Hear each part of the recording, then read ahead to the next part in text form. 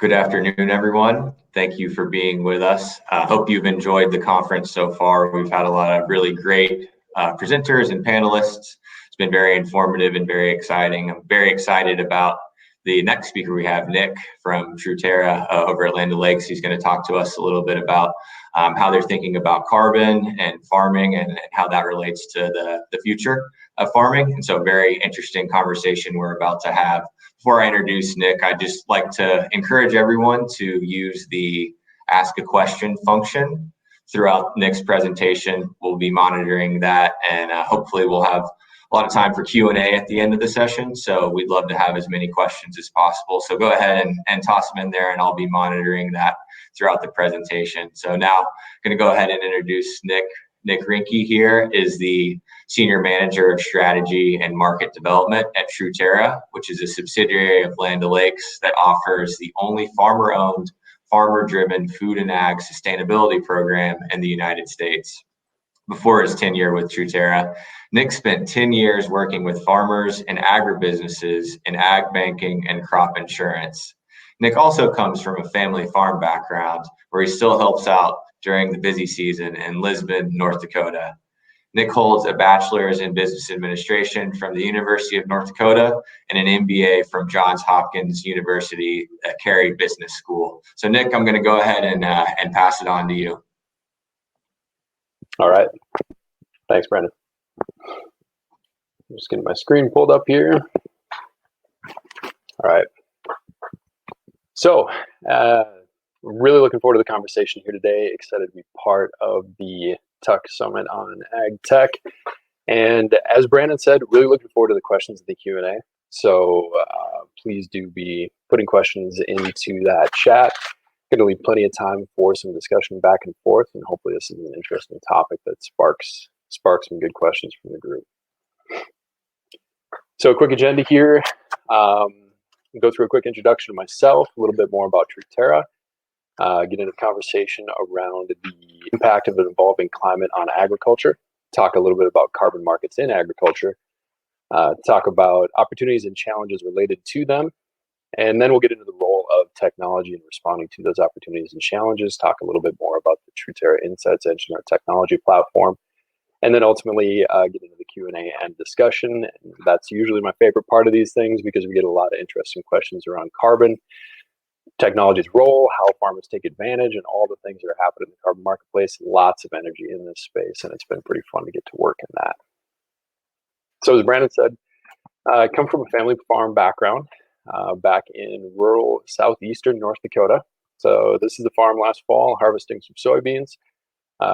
It's a dad in the combine and brother Ryan driving the grain cart, and they still let me pick the truck when I get back, so I picked my red truck there. But it's great to get back to the family farm that we affectionately refer to as Poverty Flats there. Fourth generation family farm, the Reinke family, and lots of cousins and other folks that I work with in that community still. So the fun part for me working at Truterra has being able to get back to the farm and really understand, what are the realities of ag tech for farmers? What does it mean to change practices? What does it mean to think about transacting a carbon credit? And these guys very unapologetically keep me pretty humble when I come back there with big ideas about, we're going to change the planet with carbon farming, and look at my new technology platform that I want to show you guys. And they reality check me pretty quick, which is great because I can bring that back to the work that we do and make sure we're doing something that's actually meaningful and actionable on the farm. So with that, talk a little bit about Truterra's role in Land O'Lakes. So we as Truterra are the sustainability business at Land O'Lakes.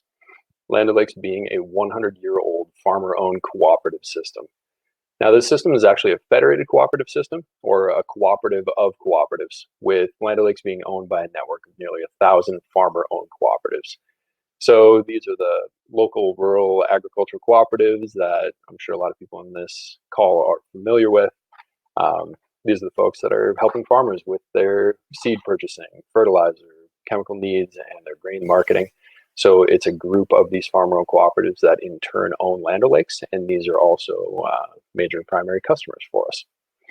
So of the family of Land O'Lakes businesses, I'm sure everybody's pretty familiar with Land O'Lakes on the dairy side of things. We've all seen the butter, and that's a huge part of the business that we do, of course. But then we've got Winfield United on the crop inputs distribution side of the business. So they're again seed, chemical needs, fertilizer, things like that. They work with a lot of the major manufacturers, but they also have some proprietary products out there, as well as some other technologies. Purina on the animal nutrition side of things. So there is Purina pet food for dogs and cats and things like that, and that is Nestle Purina. So no affiliation with the Land O'Lakes Purina here, which is focused on large animal and livestock, primarily as the feed products there. And then we've got Truterra, the sustainability business here. Now, Truterra was launched about 6 years ago as Land O'Lakes Sustain. And that business was really launched by the cooperative system with the recognition that the sustainability conversation is an important one in agriculture, indeed a critical one. And we needed to help our farmers understand what the challenges and the opportunities were for them in the sustainability landscape. So with that, Truterra became the only farmer-owned, farmer-driven sustainability program in the United States. And again, coming from a family farm myself, it's really just a great place to be able to work because, you know, our mission is directly aligned with the kind of work that I want to do for farmers. It's figuring out how we can serve the farmers that own us and that act as our primary customers. So pulling this back up a level to discuss a little bit of the urgency behind the carbon conversation in agriculture. We've all seen plenty of information around climate change, and I won't spend too much time on this. But charts like these, honestly, they still get my attention every time because they illustrate just how extreme and just how recent climbing CO2 and temperature levels are. So this problem is global, it's immediate, and it already does or very soon will cut across every single aspect of business and our lives. So we're beginning to feel the impacts, but the most severe are yet to come, and we all have to take strong, decisive action. Not only is the ag sector no exception here, but it's in fact one of the best and most immediate areas in which we can make a significant impact. So again, as most of us I'm sure are well aware, the impacts of our greenhouse gas emissions are intensifying.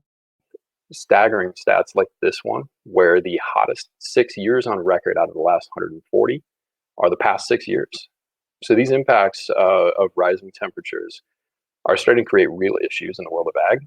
And this is helping actually bring this conversation to the forefront because it has an impact in more ways than just the emerging opportunity to market things like carbon credits.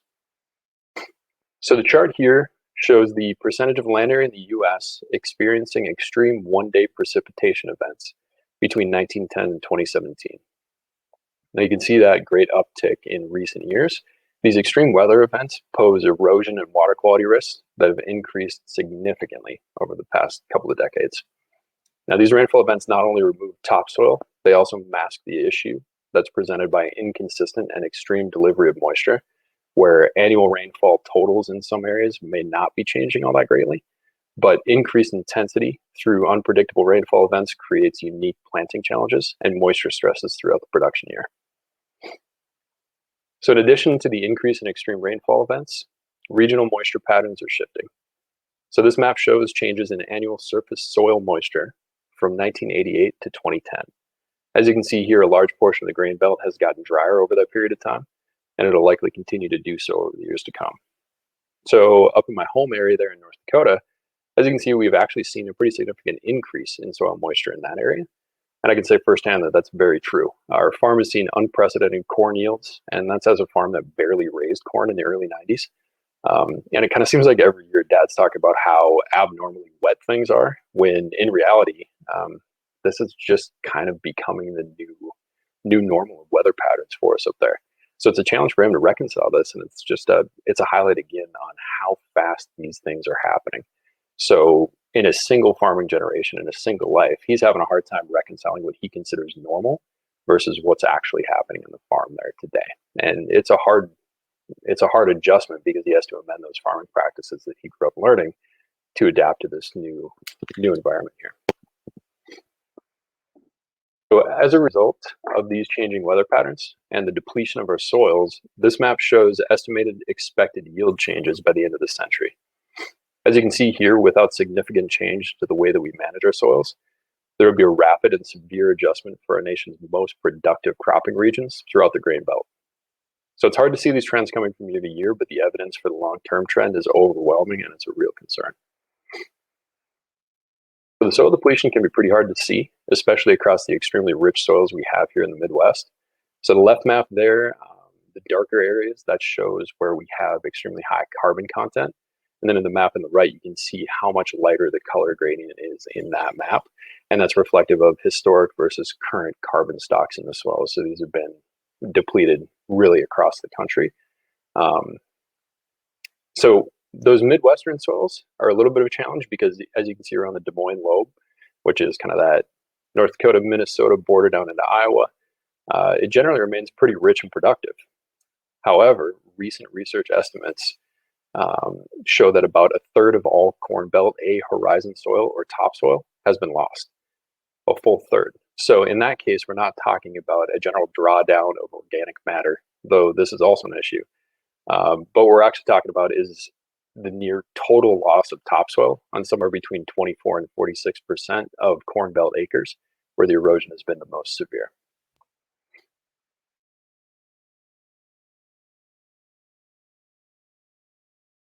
So with all the excitement around carbon markets and agriculture, some question how real the opportunity really is.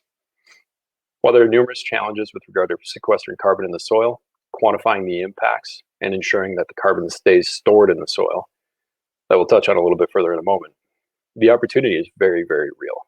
So it's really not about discovering some unproven or uncertain carbon storage opportunity, as some critics might argue, but it's simply replenishing the carbon that we know has been lost from the soil due to modern agricultural practices, namely things like intensive tillage. So what does a carbon credit actually mean to a farmer? All right, we talk about these carbon credit markets and companies compensating growers for storing carbon in their agricultural soils. What does that transaction mean for them?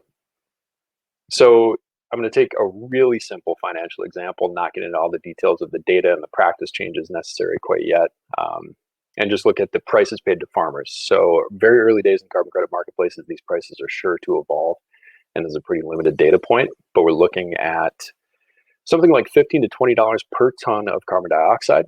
And for this conversation, I'll focus on carbon sequestration, so carbon capture and storage in the soil rather than avoided emissions. So focusing specifically on carbon added to the soil as a result of farming practices. We're seeing probably 0.2 to 0.7 tons per acre per year. You might see some pretty wide ranges on those estimates, but that's reflective of the latest peer-reviewed science on this. That's something that's sure to evolve a little bit, but that's probably a pretty accurate estimate. Huge variability based on soil types, region, weather patterns, farming practices. All these things have an impact on carbon storage. But at that range, calculates out to somewhere between $3 and $14 an acre.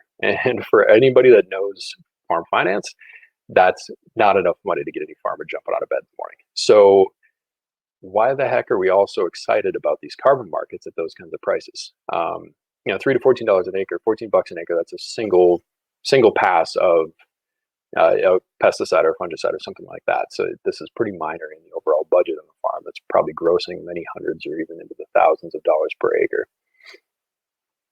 So we get excited about these because there's a great reason to improve farm stewardship and improve soil health in general, and this is just one more added incentive to do so. The same practices that improve soil health also sequester carbon. They come with a variety of other agricultural and agronomic benefits. But beyond that, from a global perspective, if we are to have any chance of reaching global emissions targets to stave off the worst effects of climate change, this is one of the most readily available and scalable technologies today. So agriculture is one of the best resources, best tools that we possibly have to adapt to and mitigate the worst effects of climate change, and it's ready to go. I mean, this photosynthesis technology that's been around for millions of years. All we need to do is quantify and incentivize farmers to make a change. So for the farmer, it has to be about a lot more than carbon credits. Hopefully the prices do increase because of this global demand, but I'm not going to speculate that. In the meantime, we need to look at the long-term financial picture. So as you can see in this very basic conceptual diagram, there's likely to be some initial net revenue loss in the early years as farmers adopt the necessary practices to capture carbon in the soil. This is going to be things like the cost of cover crops, potentially equipment changes if they need a low till or a no till drill, if we need strip till bar or something like that. There's some very real costs in the early years, but it takes a few years before the effects of improved soil health really start to take off. Your improved soil structure, sort of that microbial activity in the soil, things like that. They take a few years to get established, and that's when you see those benefits really come in. So maybe years 3 to 5, something like that. So it needs to be a combination of revenue from carbon credits and the benefits there, potentially revenues or cost shares and offsets from state, local watershed, federal programs, and then the additional input cost savings and rainfall, moisture resiliency benefits that come along with these practices. So as the interest increases in this space, data substantiating the benefits of improved soil health is becoming more and more readily available. This is a study just released this year by the Soil Health Institute, looking at 100 farmers across the Midwest. Pretty substantial study. Usually the information around these types of case studies is pretty anecdotal and small scale. So this was actually a pretty good scaled project of the Soil Health Institute, which is a great partner for us at Truterra, and just a really wonderful group working in this space. So as you can see here, the number off the left, 97% of farmers in this study reported increased crop resilience to extreme weather. So going back to that extreme rainfall example, that's a huge benefit and a necessary one. But it's important to note here that the financials at the bottom right there, the increased net farm income over time, that number is not reflective of the potential benefit of carbon marketplaces. This is just the benefit of improved soil health practices. So that's why I say it really needs to be about a lot more than the finances of just a carbon market for the farmer, but there's a strong case to be made for improved soil health practices in general. But it begs the question, if the case is so compelling for regenerative agricultural practices or soil health practices, why aren't all farmers jumping to do this? Well, there's some really obvious barriers to adoption, and then there are some that are a little bit more nuanced. So we discussed the financial barrier a little bit, which involves that near-term and certain risk for a longer-term and uncertain reward.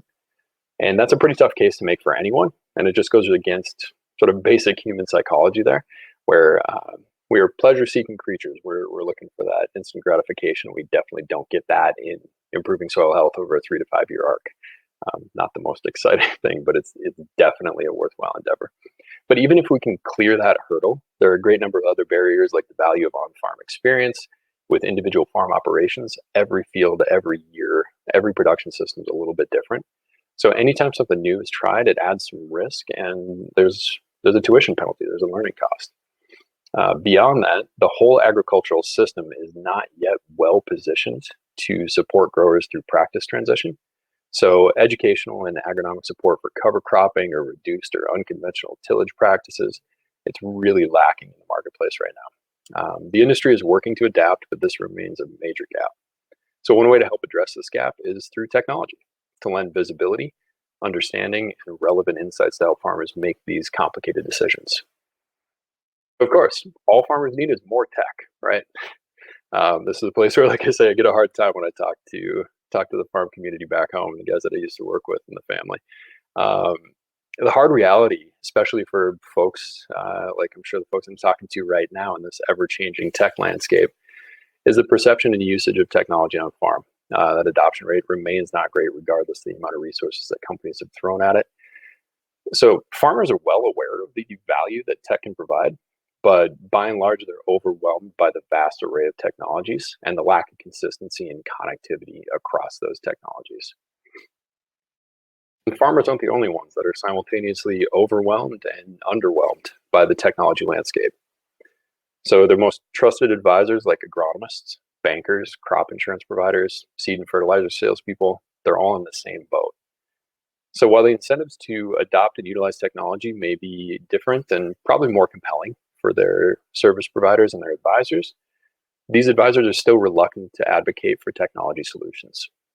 So not only does this make it a challenge to support farmers with technology, but it adds a massive hurdle to agricultural carbon markets, because generating, verifying, and transacting carbon credits requires a massive amount of data and visibility into a farming operation.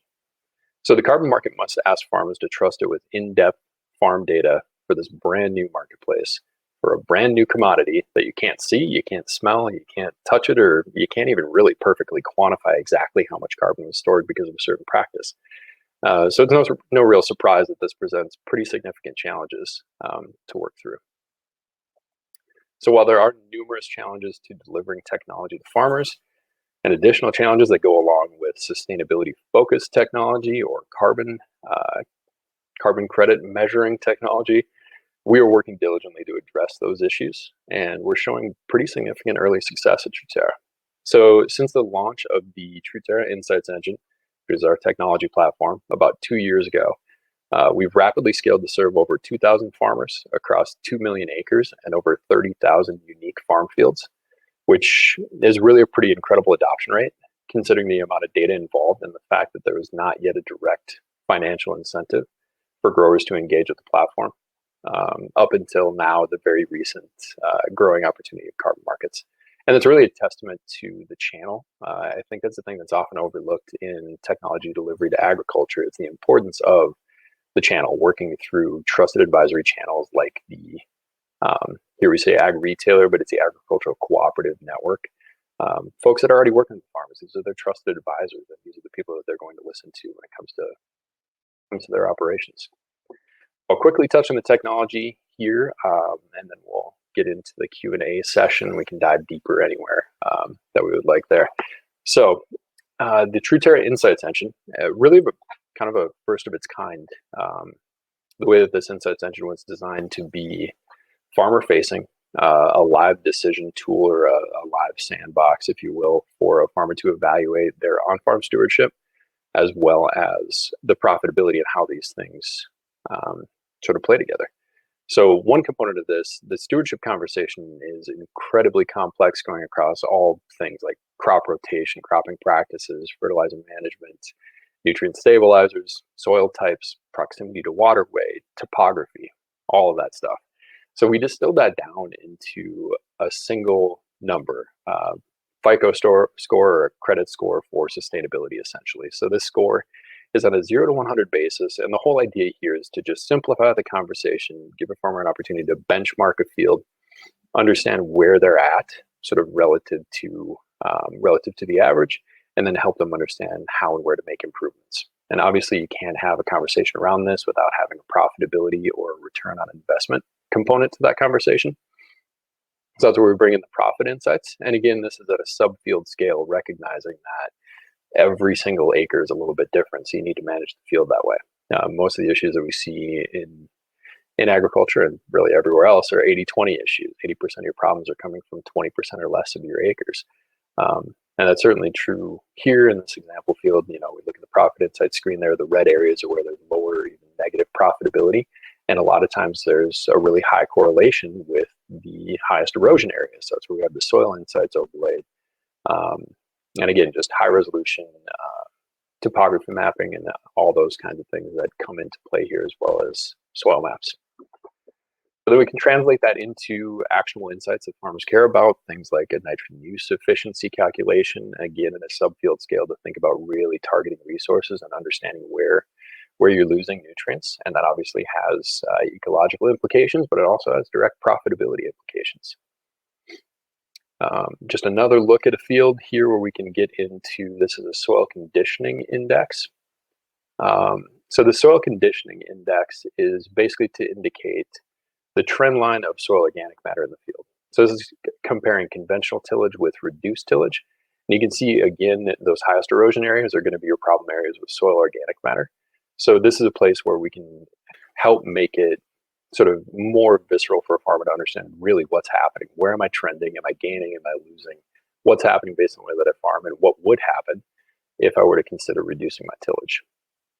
And just one more layered look at this. Now we're going from organic matter on the right to erosion mapping on the left. And that erosion mapping here, going from green to red, the far red bar there, a large bar with conventional tillage, no cover crop, you're looking at 13 tons or more of topsoil per acre per year leaving the field because of erosion. So obviously a huge issue in this, again, coming from the farm, this is where it gets real, it gets visceral, knowing how much of that soil is leaving, because you can't really see this happening. You'll see the gullies show up in the field, but you don't really understand how much you're actually losing. This is where you turn it into an actionable decision tool that really drives action. And the same data that we capture here is the kind of data that you need to generate a carbon credit. So the great thing is you see these insights and you're ready to capitalize on the carbon credit marketplace while also just capitalizing on improved stewardship in your farm. Just one or two quick ones left here, and then we'll get to the Q&A. So the grower dashboard, we roll up these insights to be a decision tool at a farm level now. So rather than going at a subfield scale, we can identify at a farm level where the best opportunities to target investments would be. So on that little 2x2 grid you can see there, the y-axis is profitability per acre, and the x-axis is the insight score, so the stewardship. So clearly, if you're in that bottom left quadrant, that's a pretty good place to target your resources because you're not making money on those acres and it's low stewardship. So could we make more money with improved stewardship? And then clicking up yet one more level, another thing that we can do is report on these things at a landscape scale. So now this is where we go to aggregated anonymized data to understand what's happening across a broader supply shed or footprint. And that's where we can report on these things in a way that can help, whether it's a sourcing company or a partner, understand what is our footprint, where can we target impact. So it's again driving towards the optimal deployment of resources to have the most beneficial impact. So these areas where it's green, these are counties where actually the representative subset of growers there are doing a pretty good job. Probably high cover crop and low till adoption in those places. But in those brown areas where we have higher greenhouse gas emissions, if that happens to be your target, those are probably areas to target your interventions. So with that, I will wrap it up. Thank everyone for listening here, and we can open it back up for a little bit of Q&A, and I'm hoping Brandon can help me with that. Yeah, that was a great presentation, Nick. Really appreciate this. Really excited to see some of these questions popping up too. There's kind of one that I wanted to start off with, a question of my own, a little selfish of me, but I've been excited about this presentation for a while. So when you think about the potential that's out there right now within these existing farms for some of these either savings or some of the carbon credits, how much of that is ready to be unlocked right now and it just needs to be tracked, and how much of that is a farmer is gonna have to kind of adjust their operations? Yeah, I mean, that's a great question. It's a little bit challenging in the carbon marketplace because the way that carbon markets are set up, they're really only designed to pay for new practices, right? So the idea here is that a company invests in a carbon credit that creates a change that they can then claim the benefit of because they created the change. So that's a real hurdle in this marketplace, is dealing with farmers who have already been good stewards of the land and they've been sequestering carbon. How do we reward them and just reward them for their good work when the definition of a carbon credit is to say that this was a new change. So that's one to work through. There are a few opportunities evolving there, but to your question about how many are ready to do this, it's a tiny percentage of all growers that are already maximizing their opportunity and their ability to sequester carbon. So we're looking at cover crop adoption rates nationwide in row crop ag of something like 5% or so of all acres. So even there, even if we have 30 or 40% growers already in no-till, they can add a cover crop, and that's a place to sequester more carbon. That is an additional practice, and that's another way to develop carbon credits, even if they are in pretty advanced soil health stewardship practices. So there's a lot of room for growth there, I think, but also, as I kind of touched on the economics, probably needs to be a little bit better incentive to really drive action. Sure, absolutely. I'm going to go take one from the audience here. We've got one coming in from Skylar, who'd like to hear how you draw on the unique value of having farmers as owners of Truterra through Land O'Lakes, the co-op model. I think that's an interesting topic. Would love to hear what you have to say about that. Yeah, I think so too. I mean, that's a huge part of the reason that I personally came to work here, obviously coming from the farm. So it can be tricky too, right? When your customers are your owners, they can be pretty hard on us sometimes, high expectations, but it's good because we get very direct feedback, and it's alignment of mission and vision, right? The work that we do needs to be very directly aligned with the best outcome for the farmer. So that aligned set of outcomes has us always thinking about how we're driving the most value back to the farm, which is really the best thing for the carbon credit marketplace and indeed stewardship in general. If we're not thinking about how we're driving value to the farm, we're probably not going to get high adoption rates on the farm if it's not optimal value to them. So it's kind of fun to be able to just align that. ultimately we got to pay the bills, but it's not necessarily looking to maximize a quarterly report or a 10K or, cranking up a stock price or something like that. At the end of the day, our stock prices are benefit back to our growers. Great. And I have another question also, just is around the messaging on this kind of stuff.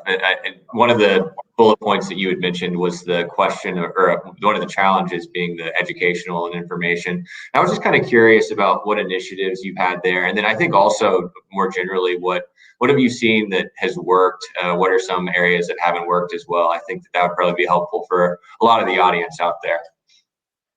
Yeah, that's a great question. So I mentioned Soil Health Institute. They're doing heroic work in this space. I mean, it's getting on-farm research, being able to translate that into the kind of things that farmers care about. So they work with us and through our Winfield United network, as well as through our Ag Cooperative network. But so much of it is just delivering the message through the right channel. So it's a little bit about delivering the right education and the right information, but it's a lot about getting it through the right channel. So a lot of this stuff is out there that a farmer can go online and figure this stuff out, or find some fancy presentations and videos and stuff like that online. But at the end of the day, it's going to be a lot better received from the same guy that they talk to about their fertilizer application decisions, or the guy that they're having coffee with every morning trying to figure out what the heck I'm planting a cover crop for if I'm not making any money off of this thing, So that channel matters so much, and that's a constant learning for us, that we keep trying to design the better mousetrap, when in reality it's delivery more than it is the exact product itself.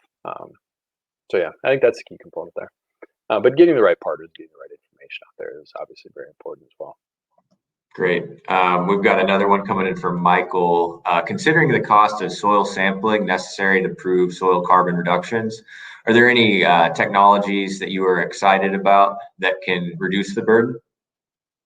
Man, yeah, that's a great question and a huge issue in this space. So yeah, it's tricky, right? Because you want to sample at a high enough intensity to make sure that you have valid stats backing up how much carbon is being sequestered in the soil. But even the lab tests around soil organic carbon, they're not great. I mean, it's a really hard time to even detect changes in soil carbon, even if you're doing everything right from a year-to-year basis. The error bars are just as wide as the amount of change that we would expect year to year in some cases. So when it comes to new technologies, there's some cool ones out there. One of the challenges with testing for soil organic carbon is it's not just a typical lab core. It's not like a fertility test type sample. You also need a bulk density test. And that's a real challenge. So what I mean by that is you can get a percentage of organic matter, a percentage of soil organic carbon from those little soil cores. But you also need a bulk density test because this is a volume component. So you need the density of the soil times the percentage of carbon in the soil, if you will. So bulk density is just a completely different type of testing that's not really necessary for fertility testing.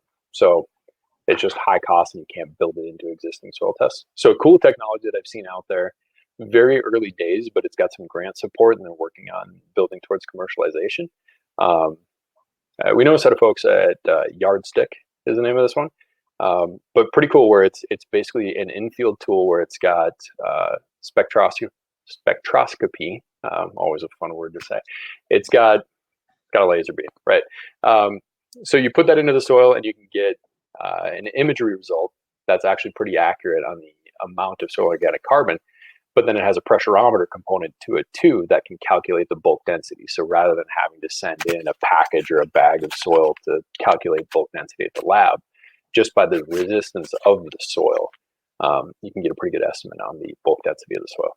So that's something where you can just kind of stick that probe right into the ground, get your reading right there on your smartphone with it geotagged, and you're good to go. So you do a little bit of ground truthing with some actual lab tests, but it greatly reduces the cost of the per test or per sample. Okay, we've got one coming in from Carly. She's curious about how Land O'Lakes has worked with regulators, USDA, EPA, for example, to push for policies that would be complementary to a voluntary carbon marketplace to make it more attractive for farmers to shift practices, kind of given the $15 an acre that you mentioned and how that's very little, kind of given current prices. So what kind of regulatory stuff is going on at Land O'Lakes? Yeah, that's a fun question. We're talking to our government relations folks all the time. Man, there's a lot of action in this space, which is great. It's wonderful to see the new administration putting a ton of energy into the climate conversation. Um, so, I can't say that there are any strong indicators of exactly what's going to come out of that. I think there's a lot of discovery happening right now. What's good to see is that they're really engaging with industry and trying to understand what's happening in the voluntary carbon marketplace and how can they be additive. So I think the key component in that conversation that I would focus on would be there are certain ways in which the voluntary carbon market, it needs to be kind of an exclusive claim, right? So for that voluntary carbon credit to have value, the company that's buying that carbon credit or that offset needs to know that it is exclusively their offset to claim. And depending on the way that the government program is designed, if the government also needs to claim the benefit of that carbon offset for some reason, now you could have sort of an adverse outcome where a government program that's trying to support carbon marketplaces actually ends up competing with carbon marketplaces. So I think they're well aware of this potential outcome or concern, but I know it's a big focus for us is just making sure that any new programs that come out are additive. And back to that point of making the financials work, right? We want these things to be stackable benefits for the farmers so that we can start packaging them all together. And now it becomes a compelling sort of risk and cost offset or a compelling value for farmers to adopt these practices. Great, thank you. Got another one coming in from Brendan here, who I think may have been a panelist recently. So thanks for sticking around. If it's the same Brendan, I'm thinking it is. Are any Land O'Lakes downstream customers interested in an LCA life cycle assessment relative to carbon intensity per bushel? And if so, how close is Truterra to being able to provide such an insight? Great question there too.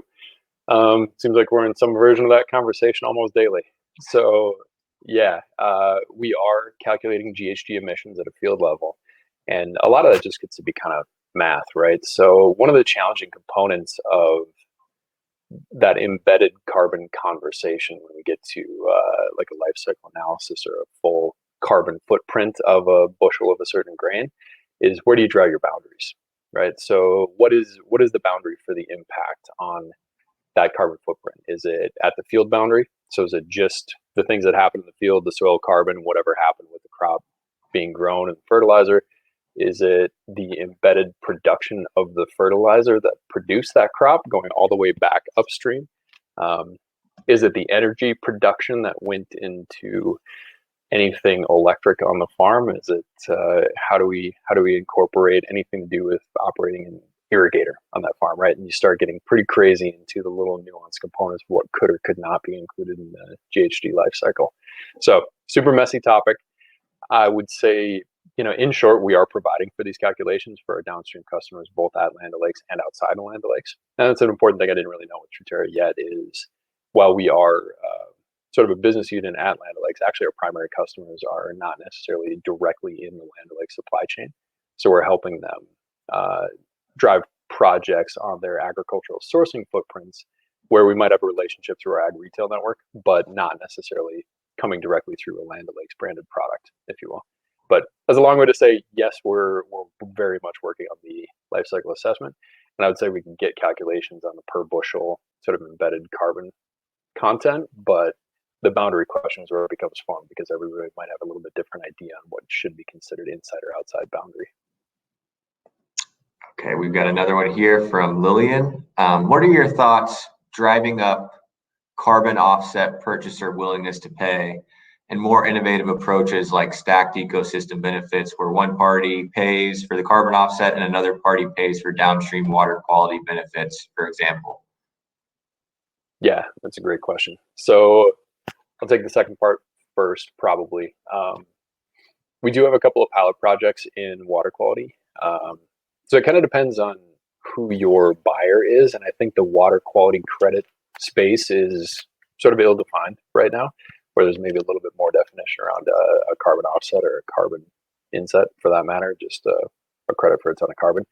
So the water impact side of things, though, like we have a pilot project that we just recently launched in Dubuque County, Iowa, which is a pretty cool novel one where growers can actually receive compensation for improvements to their insight score. So it's just recognizing that any improvement at an insight score is going to have a correlation with improvement to the watershed, and that the Butte County project is looking to drive impact in their watershed rather than have to necessarily invest in, say, a water purification system. Would be better to prevent those nutrients from getting into the water in the first place. So it's pretty bespoke right now, but completely in agreement that, yeah, we should absolutely stack these things. And one company is going to care more about carbon and another company is going to care more about water. So why wouldn't we put these companies together on the acre, especially knowing that we see pretty low adoption rates of these practices today. So we need to find all the incentives that we can.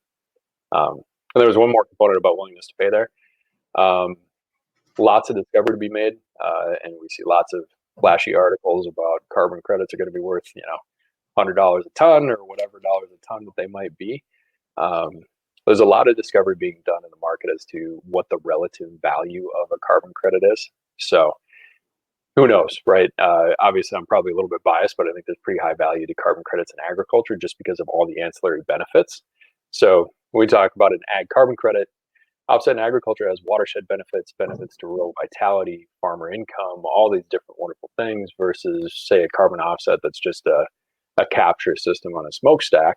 While that might have benefits of, the carbon's getting captured and getting pumped away somewhere where it's going to stay, you're not benefiting a rural community and you're not preventing, watershed impacts by doing that. You're not improving farm and food production resilience by doing that.